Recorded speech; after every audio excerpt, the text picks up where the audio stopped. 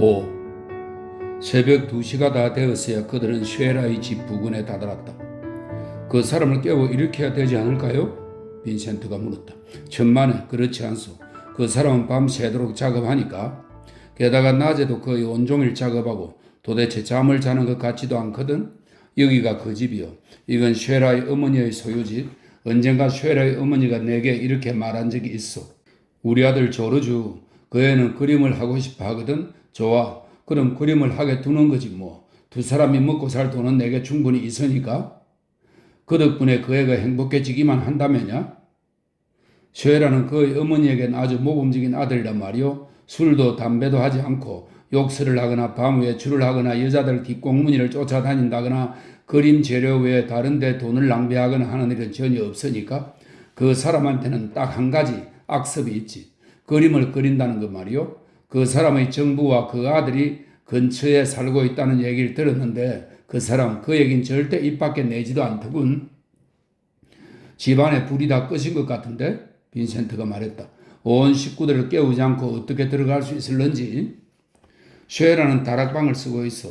집 반대편으로 돌아가면 아마 불빛이 보일 거요. 그의 방 창문에다 돌멩이를 던져야 하는데 자, 내가 하는 게 나을 거요. 공연히 당신이 던지다가 3층 창문에 잘못 맞으면 쉐라의 어머니를 깨울 테니까.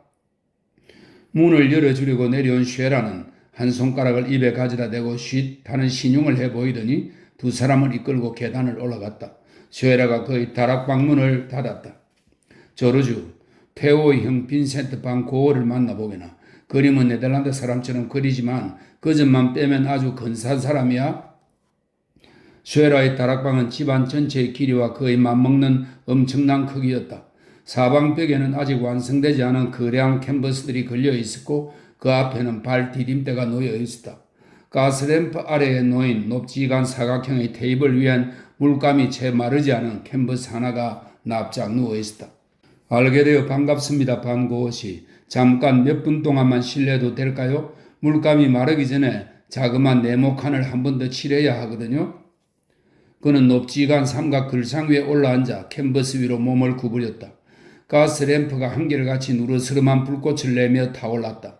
20개가량의 쬐끄만 물감 단지가 테이블 위에 한 줄로 가지런히 늘어서 있었다.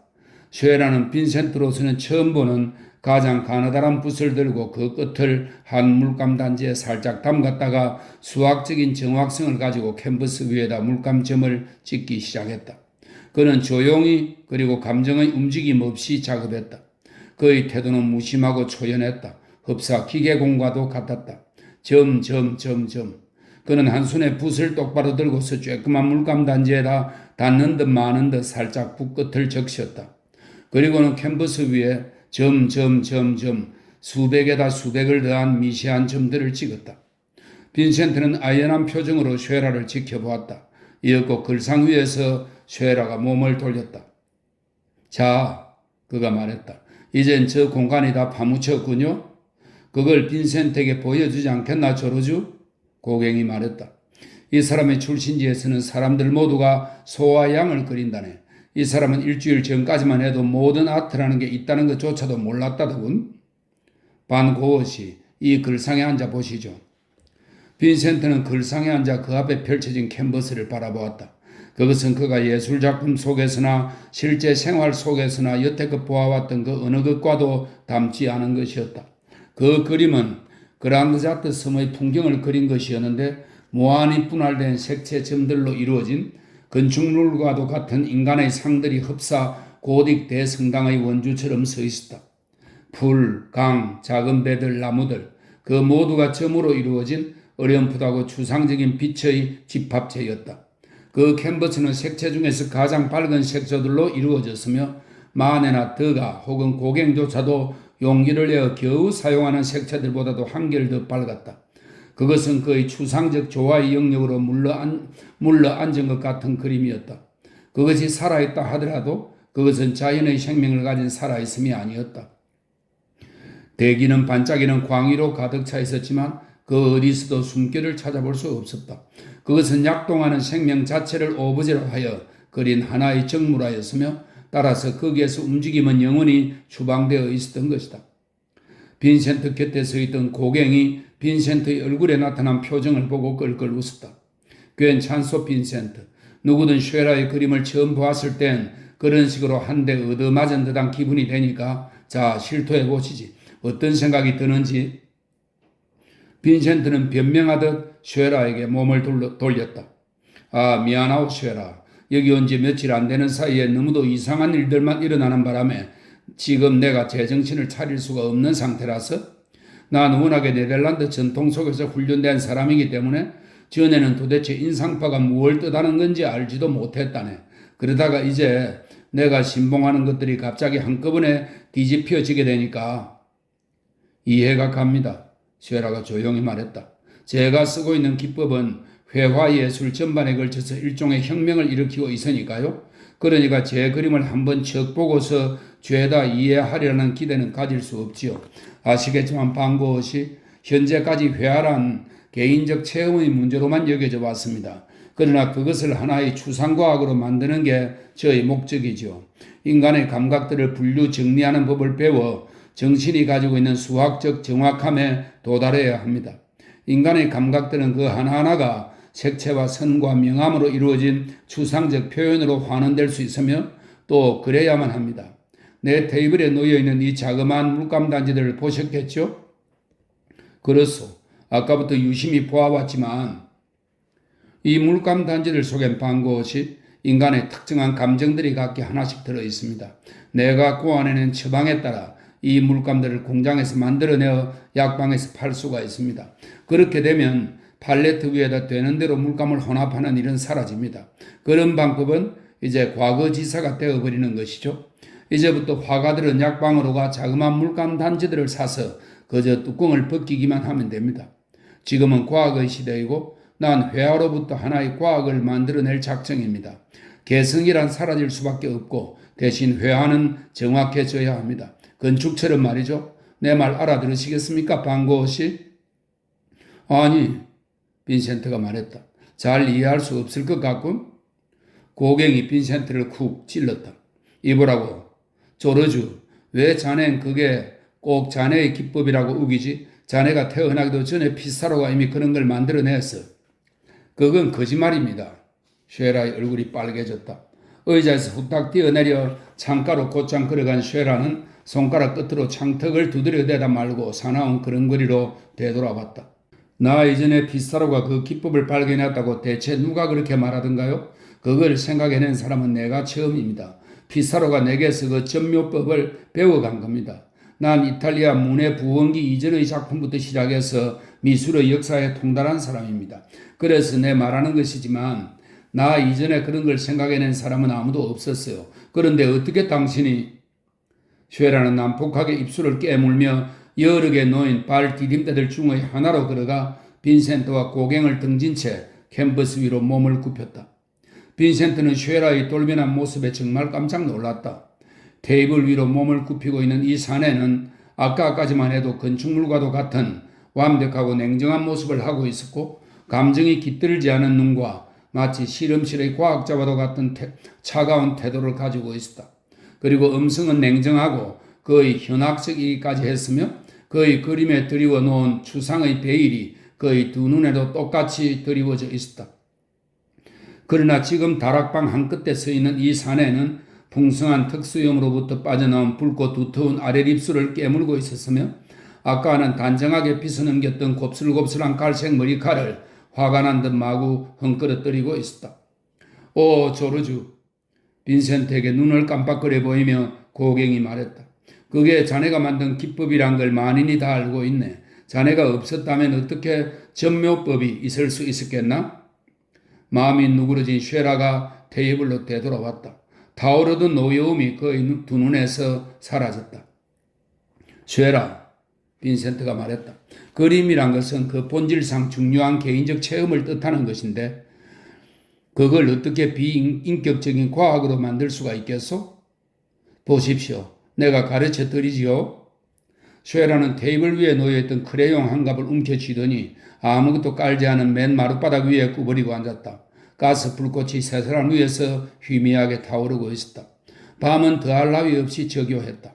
빈센트가 쉐라의 한쪽 옆에 무릎을 꿇고 앉아 있었고 다른 한쪽 곁에 고갱이 웅크리고 앉았다. 쉐라는 여전히 흥분에 휩싸인 채 열심히 말했다. 내 견해로는 쉐라가 말했다. 회화에 나타나는 효과는 모두 하나의 공식으로 환원될 수 있다는 얘기지요. 서커스장의 광경을 그리고 싶다고 합시다. 여기에 안장 없는 말에 올라탄 기수가 있고 여기에 조마사 그리고 여기에 관객석과 관객이 있습니다. 그런데 흥겨움을 나타내고 싶다고 합시다. 회화의 3대 요소가 뭡니까? 선, 명암, 색채 아닙니까? 좋습니다. 그렇다면 흥겨움을 나타내기 위해서는 모든 선들을 수평선상에 놓습니다. 이렇게 말이죠. 그리고 밝은 색채를 주로 쓰고 이렇게 말이죠. 따뜻한 색조를 주조로 합니다. 이렇게 말이죠. 자, 이만하면 흥겨움의 추상적 표현이 나타나지 않습니까? 글쎄, 빈센트가 대답했다. 흥겨움의 추상적 표현은 나타날지 모르지만 흥겨움 그 자체는 사로잡을 수가 없지 않나? 몸을 굽히고 있던 위치에서 쉐라가 고개를 쳐들었다. 그의 얼굴은 어둠에 잠겨 있었다. 빈센트는 그가 무척 수려하게 생긴 남자라는 것을 깨달았다. 내가 추구하는 건 흥겨움 그 자체가 아닙니다. 흥겨움의 본질을 쫓는 거지요. 플라톤을 알고 계시겠죠? 물론. 좋아요. 그렇다면 한 화가가 묘사를 하기 위해 배워야 하는 건 한 사물이 아니라 그 사물의 본질입니다. 화가가 어떤 말을 그릴 때 그 말이 거리에서 알아볼 수 있는 특정한 어느 말이 되어서는 안 된다는 얘기죠. 사진은 카메라가 찍을 수 있습니다. 우리들 화가는 그 이상으로 넘어서야 해요. 우리가 어떤 말을 그릴 때 반드시 포착해야 하는 것은 방고시, 플라톤이 말하는 소위 말이라는 것, 즉 한 말의 외형에 나타난 정신입니다. 또한 한 인간을 그릴 때 그것은 코끝에 난 사마귀까지 있는 그대로 그린 문지기가 아니라 인간이라는 것, 즉 모든 인간의 그 정신과 본질이어야 합니다. 이해하시겠습니까? 이해는 가지만 빈센트가 말했다. 동감하지 못하겠는걸? 다들 나중엔 동감하게 될 겁니다. 이제 엉덩이를 일으킨 쉐라는 입고 있던 작업복을 벗어 그걸로 자신이 방금 마룻바닥에 그려놓은 서커스 풍경을 닦아냈다. 자, 이젠 평온함의 표현으로 넘어갑니다. 난 요즘 그랑드 자트 섬의 풍경을 그리고 있는 중인데 선이란 선은 모두 수평선상에 갖다 놓습니다. 이렇게. 색조는 따뜻한 색과 차가운 색을 완전히 균등하게 사용하죠. 이렇게. 그리고 색채 역시 어두운 색과 밝은 색을 균등하게 사용합니다. 이렇게 말이죠. 아시겠습니까? 계속해 조르주. 고갱이 말했다. 바보 같은 질문이랑 하지 말고. 자, 이젠 슬픔으로 넘어갑니다. 이 경우에 모든 선들을 하강하는 방향으로 그립니다. 이와 같이 말이죠. 그리고 이렇게 차가운 색조를 주조로 하여 어두운 색채를 주로 씁니다. 이렇게 말이죠. 자, 그러면 이게 슬픔의 본질입니다. 어린아이라도 그릴 수 있죠. 캔버스 공간을 분할하는 수학적 공식이 자그마한 소책자로 쓰여질 것입니다. 그 공식은 내가 이미 만들어 놓았죠. 그러니까 화가는 그저 그 책을 읽고 약방에서 정해진 물감 단지들을 사서 그 규칙에 따라 그리기만 하면 됩니다. 그러면 과학적인 완벽한 화가가 되는 거죠.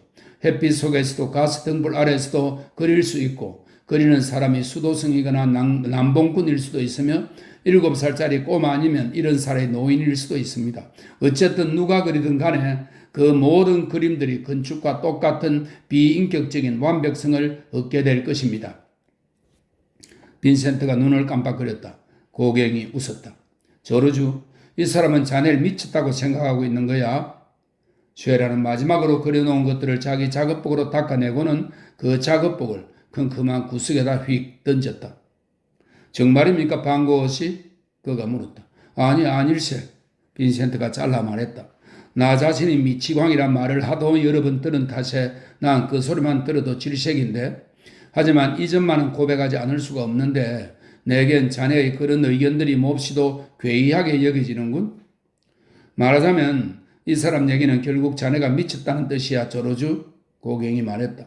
그때 날카롭게 문을 두드리는 소리가 났다. 이크. 고갱이 투덜거렸다. 우리가 또다시 자네 어머니를 깨워놓았구만. 밤에도 여기서 물러나지 않고 어정거리고 있으면 헤어 브러쉬로 날 때리겠다고 자네 어머니가 말했는데 쉐라의 어머니가 들어왔다. 그녀는 묵직한 로브를 걸치고 나이트 캡을 쓴 차림이었다. 조르주, 이젠 밤새도록 작업하지는 않겠다고 나한테 약속했잖니? 아니, 자네 아닌가, 폴? 자네는 왜 방채를 치르지 않는 거야? 그러면 밤에 잠잘 곳 좀 하나는 있을 텐데 말이야. 어머니께서 저를 이 집안에 받아들여 주시기만 한다면 누구에게든 제가 굳이 방세라는 걸 치를 필요가 없을 텐데요. 아니야, 천만에.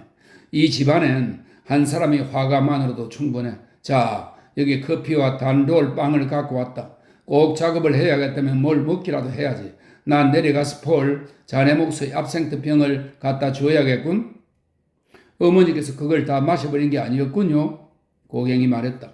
폴, 내가 헤어 브러쉬로 자네를 어떻게 하겠다고 말한 얘기는 잊지 말라고.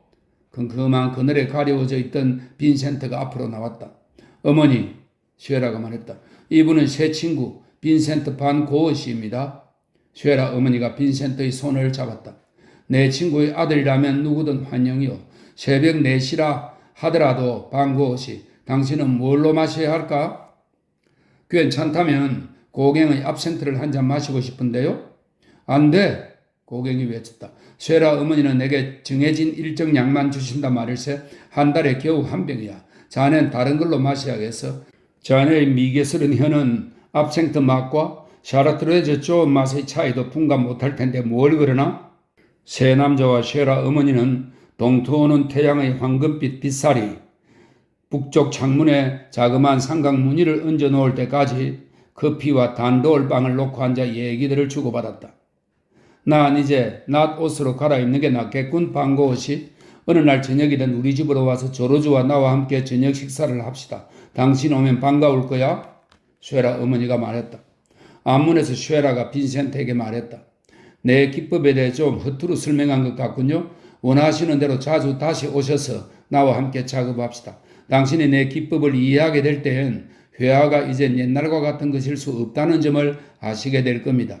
자, 난 다시 내 캔버스로 돌아가야겠군요. 자그마한 공간을 또 하나 마저 다 채워넣고 잠자리에 들어야겠습니다. 당신 동생에게 안부 말씀 전해주십시오. 빈센트와 고갱은 인적 없는 푹 팬 돌길을 걸어내려와 다시 몽마르트 언덕으로 올라가기 시작했다.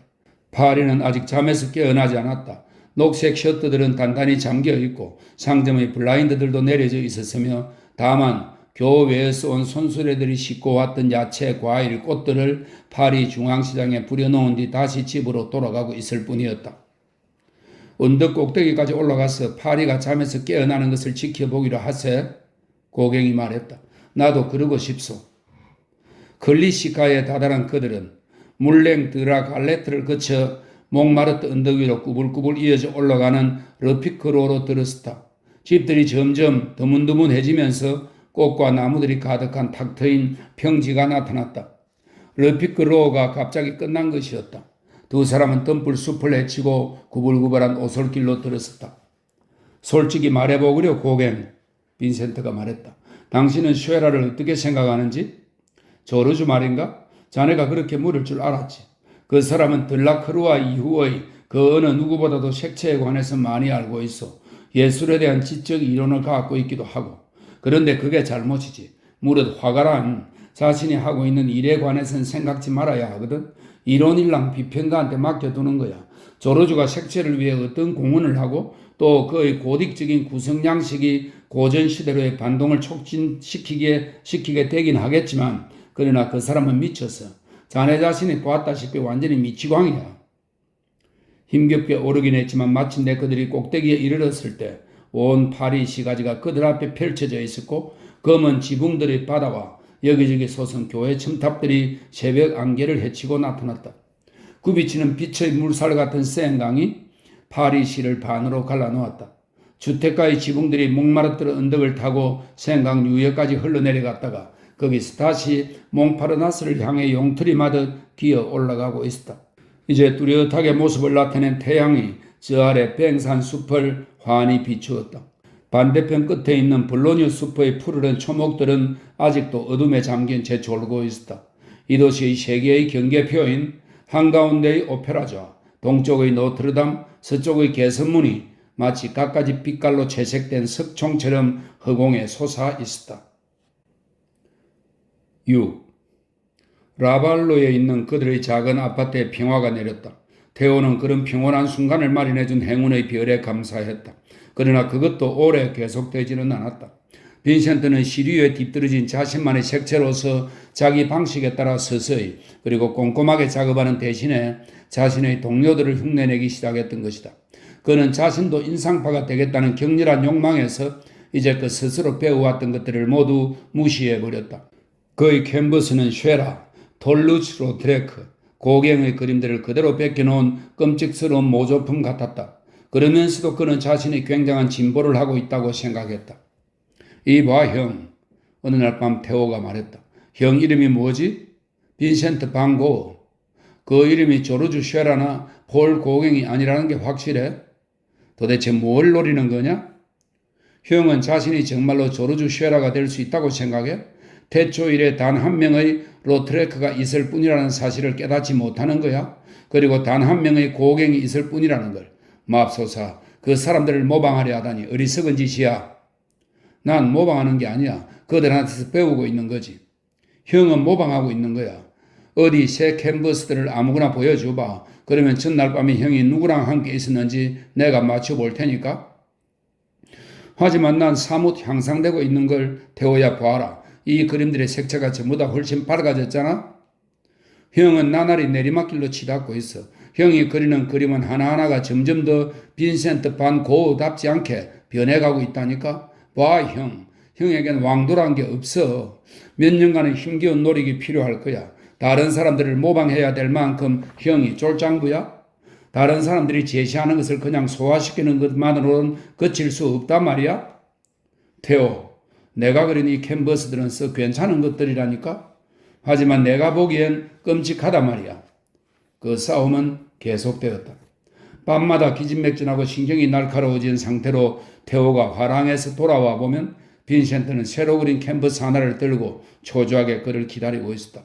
동생이 모자와 코트를 벗을 틈도 없이 빈센트는 그에게 사납게 달려들곤 했다. 자, 이제 훌륭하지 않다고 말하려면 말해봐라. 나의 색채가 나아지지 않았다고 말해보라 말이야. 이 태양 광선의 효과를 봐라. 이걸 보라 말이야. 태호는 거짓말을 하여 사근사근해진 형과 유쾌한 하루 저녁을 보내든가 아니면 사실대로 말하여 전 새벽녘까지 집안 여기저기로 사납게 쫓김을 당하든가 둘 중에서 하나를 선택하지 않으면 안 되었다. 태호는 끔찍이도 피곤했다. 사실대로 말하면 안 될 상황인데도 태호는 사실대로 말했다.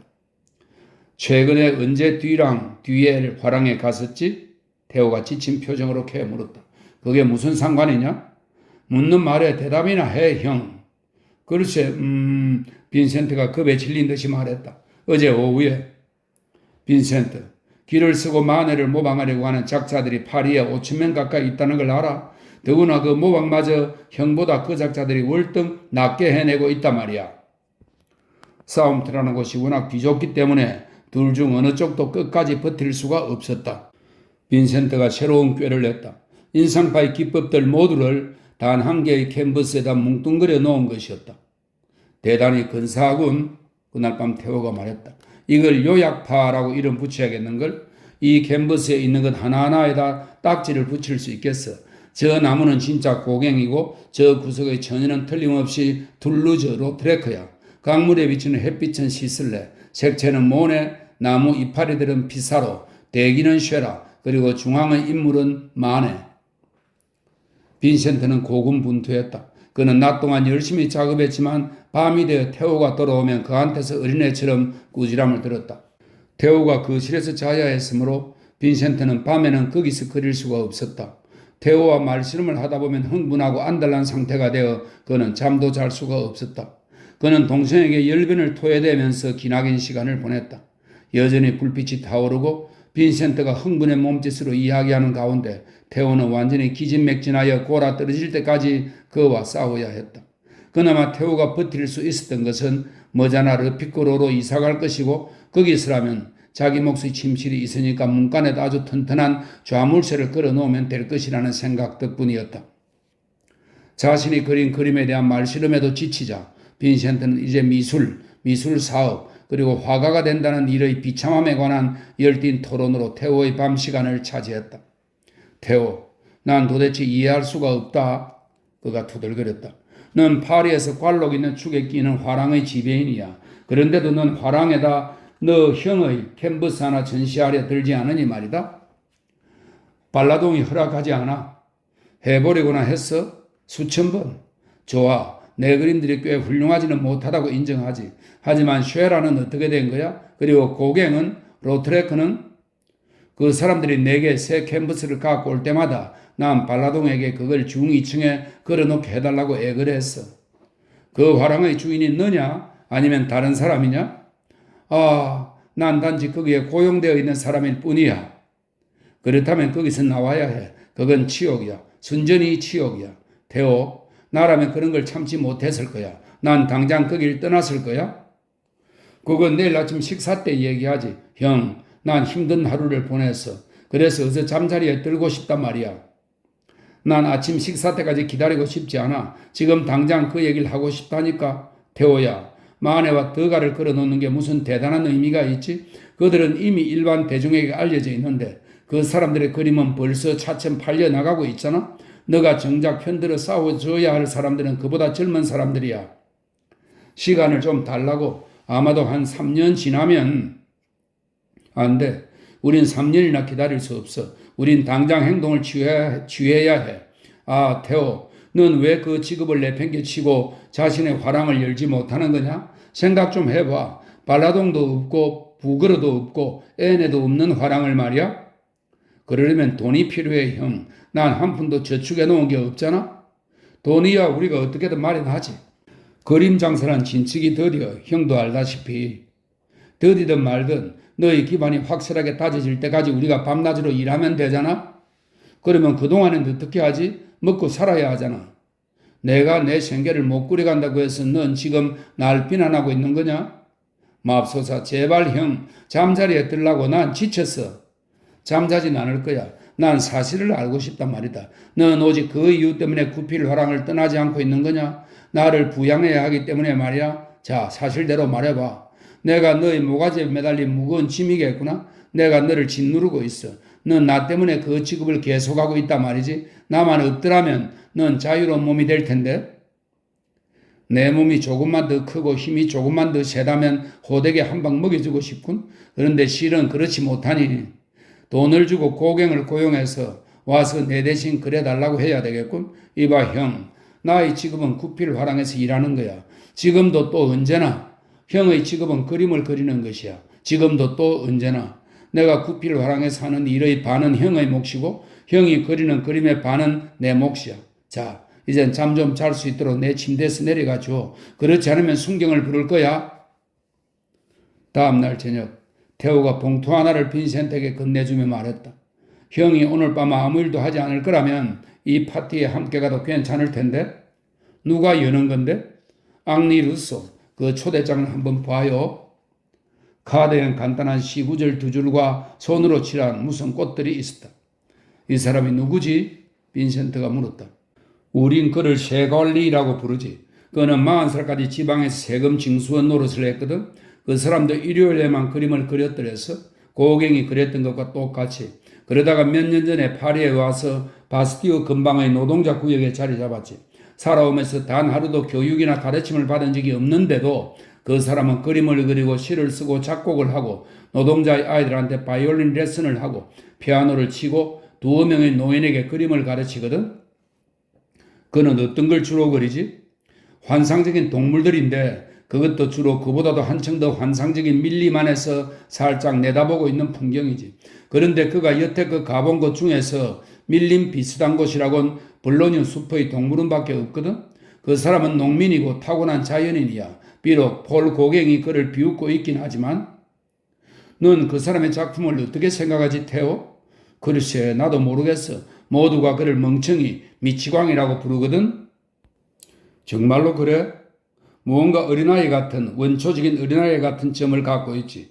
오늘 밤 함께 그 파티에 가보면 형 스스로 판단할 기회가 있을 거야. 그 사람은 자기 캔버스들을 전부 벽에다 걸어놓았거든. 파티를 열 수 있을 정도라면 분명 돈을 어느 정도는 가지고 있는 사람이겠구나? 아니, 아마도 현재 파리에서 가장 가난한 화가일걸? 바이올린 살 돈이 없어서 레슨에 사용하는 바이올린도 세를 내서 빌려 쓰는 형편이니까. 그리고 그 사람이 이런 파티를 여는 데는 한 가지 목적이 있어. 그게 뭔지 형 자신이 발견하게 될 거야. 루소가 살고 있는 집은 육체 노동자의 가족들이 차지하고 있었다. 루소는 4층에 방 하나를 가지고 있었다. 그곳 거리는 시끌시끌하게 외쳐대는 어린아이들로 가득 찼다. 복도에는 요리하는 냄새, 빨래하는 냄새, 공중변소 냄새가 뒤섞인 고약한 악취가 너무도 심해서 숨이 막힐 지경이었다. 테오가 문을 두드리자 앙리 루소가 문을 열었다.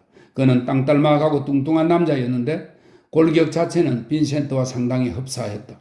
그의 손가락은 작고 뭉툭했으며 머리통은 사각형에 가까웠다. 그는 뭉툭한 코와 턱 그리고 크고 순진해 보이는 눈을 가진 사내였다. 와주어서 영광이군요. 루소가 부드럽고 사근사근한 어조로 말했다. 테오가 빈센트를 소개했다. 루소는 그들에게 의자를 내주었다. 방 안은 갖가지 빛깔이 뒤엉켜 흥겨울 정도였다. 루소가 창에다 달아놓은 커튼은 농가에서나 쓸 듯한 붉은색과 흰색의 체크 무늬의 천으로 만들어진 것이었다. 사방벽은 야생동물들과 정글과 믿기지 않는 놀라운 풍경들이 그려진 그림들로 꽉 차 있었다. 4명의 어린 소년들이 손에 바이올린을 든 초조한 모습으로 한쪽 구석 낡아 빠진 구식 피아노 곁에 서 있었다. 벽난로 선반 위엔 루소가 직접 구운 캐러웨이 열매가 점점이 박힌 수수한 작은 과자들이 놓여 있었다. 의자와 벤치들이 방 여기저기 흩어져 있었다. 반 고엇이 당신이 제일 처음 도착하신 분이군요. 루소가 말했다. 기욤 피우 씨가 영광스럽게도 손님들 한 패를 데리고 올 거랍니다. 거리로부터 시끌시끌한 소리가 올라왔다. 아이들의 고함 소리와 뒤섞여 잘갈 깔린 길을 굴러오는 마차바퀴 소리가 들려왔던 것이다. 루소가 문을 휙 열어놓았다. 현관으로부터 예쁘장한 여자들 목소리가 떠올라왔다. 계속 올라가요. 계속 올라가라고? 한 목소리가 우렁차게 말했다. 한 손으로는 난간을 잡고 한 손으로는 코를 꼭 쥐고서 말이야. 그 익살맞은 말에 이어 깔깔거리는 웃음소리들이 터져나왔다. 루소 역시 그 말을 분명하게 들은지라 빈센트에게 고개를 돌리더니 싱긋 웃었다. 빈센트는 악이나 원하는 한 점도 섞이지 않은 저토록 맑고 순진한 눈은 처음 보았다고 생각했다. 10명 아니면 12명으로 이루어진 한 패거리들이 방 안으로 몰려 들어왔다. 사내들은 야회복을 입고 있었고 여자들은 호화로운 긴 우도새다 값비싼 가비온 실내화를 신고 길고 하얀 장갑을 낀 차림들이었다. 그들은 값비싼 향수와 은은한 풍과 실크와 낡은 레이스의 냄새를 몰고 들어왔다. 이봐 앙리. 그드럭거리는 깊숙한 음성으로 기욤 피우가 소리쳤다. 보다시피 우리가 왔지 않나? 하지만 우린 오래 머물 수가 없다네. 브로이 공작 부인이 무도회에 가야 하거든. 그동안에나마 자네 내 손님들을 즐겁게 해드려야 하네.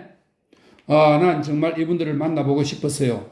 가슴이 드러나도록 낮게 재단된 제정시대풍의 옷을 걸친 금갈색 머리카락에 호려려한 여인이 찌끄려댔다. 생각해봐요. 이분이 바로 온 파리의 화제가 되고 있는 그 위대한 화가잖아요. 루소 씨, 제 손에 키스해 주시겠어요? 조심해요, 블랑슈. 누군가가 말했다. 아시겠지만 이 화가들이란 루소가 미소 지으며 그녀의 손에 입 맞추었다. 빈센트는 한 구석으로 물러나 있었다. 피유와 테오는 잠시 얘기를 주고받았다. 나머지 무리들은 짝지어 방안을 거닐면서 각양각색의 캔버스들을 보고 촌평을 가하면서 웃음을 터뜨리기도 했다. 그들은 루소의 커튼과 장식품들을 손가락질하면서 또 다른 새로운 웃음거리를 찾으려고 방안 구석구석을 훑었다. 신사숙녀 여러분, 이제 앉으시면 루소가 말했다. 저희 오케스트라가 제 자신이 작곡한 것 중에 하나를 연주하겠습니다. 저는 이 곡을 머슈 피우에게 헌정하였습니다. 곡명은 샹송 라발입니다.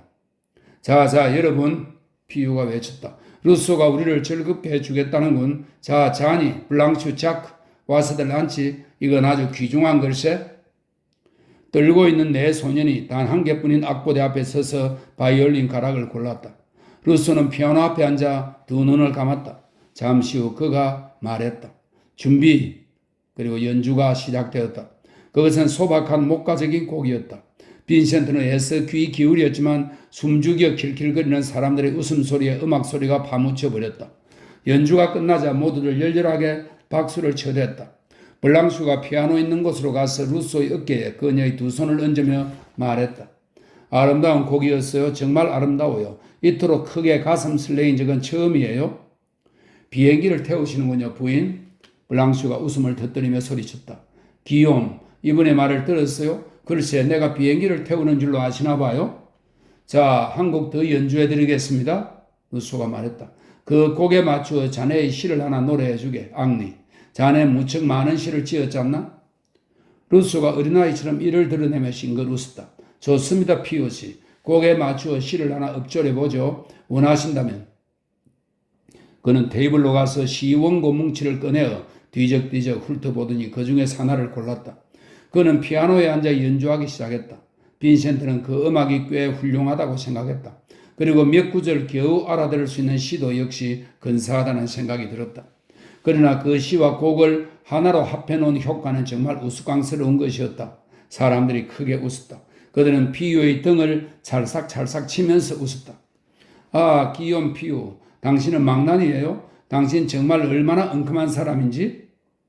음악이 끝나자 부엌으로 간 루소는 두껍고 투박한 커피 잔들을 가지고 돌아와 손님들에게 돌렸다. 그들은 과자에 점점이 박힌 캐러웨이 열매를 떼내 상대방의 커피 잔에다 던져 넣었다. 빈센트는 구석에서 파이프를 피우고 있었다. 자, 앙리, 자네의 최근 그림들을 보여주게. 그것 때문에 우리가 왔지 않나? 자네의 그 그림들이 루브르 박물관에 팔려나가기 전에 이곳 자네의 아틀리에에서 직접 봐야겠어? 새로 그린 좀 아름다운 것들이 있지. 루소가 말했다. 당신을 위해 벽에서 떼어갖고 오죠. 테이블 주위로 몰려든 무리들이 행여 남에게 뒤질채라 저마다 터무니없는 찬사를 늘어놓았다. 이건 썩 훌륭하군요. 정말 훌륭해요. 블랑슈가 탄성을 발했다. 나의 내실에다 끌어놓으려면 꼭 이 그림이 필요하겠는데요. 이것 없이는 단 하루도 더 살 수 없을 거예요. 오, 나의 선생님, 이 불후의 글작품은 값이 얼마인가요? 25프랑입니다. 25프랑이라고요? 원, 이럴 수가. 위대한 미술작품 하나에 25프랑이라니? 여기에다가 제게 헌사를 써주실 수 있겠어요? 영광입니다. 난 프랑스 사주에게 하나 갖다 주겠다고 약속해 나왔다네? 피유가 말했다. 앙리, 그건 나의 피앙시를 위한 것이니까 자네가 그린 것들 중에서 가장 훌륭한 작품이어야만 하네? 바로 피유씨, 당신을 위한 게 꼭 하나 있지요? 루스는 기이하게 생긴 짐승이 동화 나라에나 있을 것 같은 밀림에서 살짝 내다보고 있는 그림을 떼어냈다. 사람들이 전부 피유를 보고 큰 소리로 떠들어댔다. 이게 뭐지요? 사자야? 아니야, 호랑이인데? 장담하지만 이건 우리 집 세탁부야. 우리 집 세탁부라는 걸 난 알아볼 수 있겠는데? 이 그림은 다른 것들보다 좀 큰 편이라서 피우시? 루소가 삭삭하게 말했다. 30프랑을 내셔야 되겠는데요? 그만한 값어치가 있고 말고 어느 날엔가는 나의 손자들이 이 더할 나위 없이 훌륭한 캔버스를 3만 프랑에 팔게 될 텐데? 나도 하나. 다른 사람들 서너 명이 일시에 소리쳤다. 나도 내 친구에게 하나 사다 줘야겠군. 사교철엔 이게 그래도 보여줄 만한 가장 그럴듯한 것이거든. 자, 여러분, 피우가 외쳤다. 무도회에 늦겠소. 그리고 여러분들이 산 그림들을 갖고 갑시다. 이거 브로이 공작 부인의 무도회에서 그 그림들 때문에 우리가 소동을 일으키겠는걸. 자, 다시 만나시 앙리. 거지없이 멋진 시간을 보냈소. 다시 한번 곧 파티를 열어주게나. 안녕, 존경하는 선생님. 블랑슈가 향수 냄새 나는 손수건을 루소의 코 밑에다 휙 내두르며 말했다. 당신을 결코 잊지 못할 거예요. 당신은 내 기억 속에 영원히 살아 계실 겁니다. 블랑슈, 그 사람을 좀 그만 내버려 두어요. 한 남자가 외쳤다. 저 불쌍한 양반이 오늘 밤 잠 한숨 못 잘라. 큰 소리로 서로 농담을 주고받으며 그들은 떼지어 소란스럽게 청계를 내려갔고 그들이 뒷전에 남기고 간 값비싼 향수 냄새가 그 건물의 고약한 냄새와 한데 뒤섞였다. 테오와 빈센트는 문간으로 걸어갔다. 루소는 테이블 앞에 선 채 그 위에 쌓인 동전 무더기를 내려다보고 있었다. 너 혼자 집에 가도 괜찮겠지, 테오? 빈센트는 나직하게 물었다. 난 좀 남아있다가 저 사람과 사귀고 싶구나? 테오가 나갔다. 루소는 빈센트가 문을 닫고서 그 문에 기대어 선 것을 알아채지 못했다. 루소는 여전히 테이블 위에 놓인 돈을 세고 있었다. 80프랑, 90프랑, 100, 105. 그는 문득 고개를 들고서 빈센트가 자신을 유심히 바라보고 있는 것을 보았다. 어린아이 같은 소박한 표정이 그의 두 눈에 다시 돌아왔다. 그는 돈을 옆으로 치우고서 그대로 선 채 바보처럼 희죽 웃었다. 그 가면을 벗어버려 루소, 빈센트가 말했다. 나 역시 일개 농부이며 화가요. 테이블을 떠나 빈센트에게로 건너온 루소가 빈센트의 손을 따뜻하게 움켜잡았다. 당신 동생이 네덜란드의 농부들을 그린 당신의 그림들을 보여주었죠. 훌륭한 그림들입니다. 밀레의 것들보다 훌륭해요. 난 그림들을 여러 번 들여다보았죠. 난 당신의 그림에 감탄하고 있습니다. 나도 당신의 그림들을 봤죠. 그 사람들이 당신을 조롱거리로 만들고 있던 동안에 나 또한 당신의 그림에 경탄하고 있습니다. 고맙군요. 앉지 않겠어요? 내 연초로 파이프를 피우시겠습니까? 이 돈이 105프랑입니다. 이걸로 담배와 먹을 것과 그림을 그릴 캔버스를 살 수 있지요. 그들은 테이블을 사이에 두고 마주 앉아 생각에 잠긴 듯한 다정한 침묵 속에서 함께 담배를 피웠다. 사람들이 당신을 미친 사람이라고 부른다는 걸 알고 있겠죠, 루소? 물론 알고 있죠. 그런데 헤이그 사람들도 당신을 미치광이로 여기고 있다는 얘기를 들었는데 맞아요, 그렇죠. 사람들을 좋을 대로 생각하라지 뭐. 언젠가는 내 그림들이 릭상부르에 걸릴 텐데. 그리고 내 그림들은 빈센트가 말했다. 루브르에 걸릴 텐데. 그들은 상대방의 두 눈에서 같은 생각을 읽고는 자연스럽게 마음에서 우러난 웃음을 터뜨렸다. 사람들 말이 맞군요, 앙리. 빈센트가 말했다. 우리들은 미친 사람들이라고요? 그럼 그걸 축하하기 위해서 한 잔 더 할까요? 루소가 말했다.